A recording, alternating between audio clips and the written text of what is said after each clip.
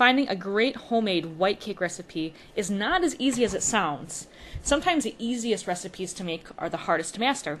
Lucky for you, I, Jen Barney from Toasty Meringue, have spent countless hours testing countless recipes on white cakes through the years, and I always come back to this recipe, this chiffon cake.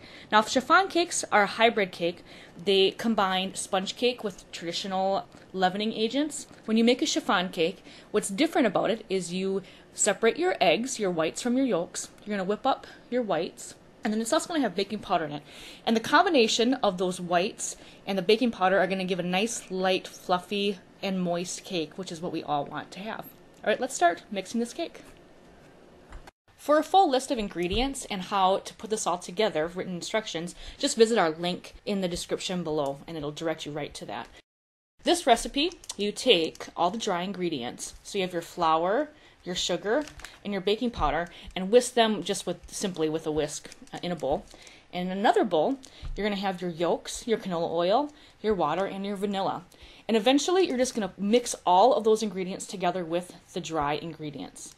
I do this by hand. I don't use a mixer for this part, and I just mix it until it comes together. I try not to over-whisk. Over-whisking develops too much gluten, and that's bad. Another thing I'd like to mention is that I'm using cake flour, which doesn't have as much gluten in the flour, and it makes for a nice, lighter, fluffier cake. If you don't have it, that's just fine. It just overall lightens up the cake in the end.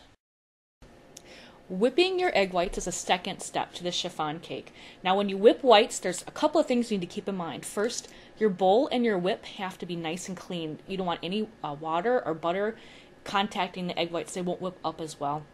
The second thing is, so I'm going to put my whites in, I'm going to let them start whipping until they get nice and frothy, and then I'm going to add my sugar amount to it. I like to give my egg whites at least 30 seconds a minute by themselves before I add in that sugar. And when I add the sugar, I rein it in slowly, which means you just kind of slowly pour it in and let those egg whites whip. They're going to whip for probably a good couple minutes. What you're looking for is for them to be nice and fluffy, and it's going to be this beautiful shiny meringue. And it's one of the best things to put this cake together, because you have this beautiful shiny meringue that mixes in to the bowl of your yolk mixture, and it's so smooth and it comes together so nicely.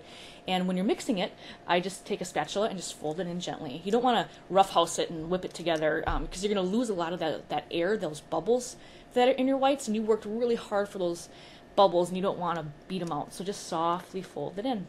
And from here, you're ready to put it into your prepared pans.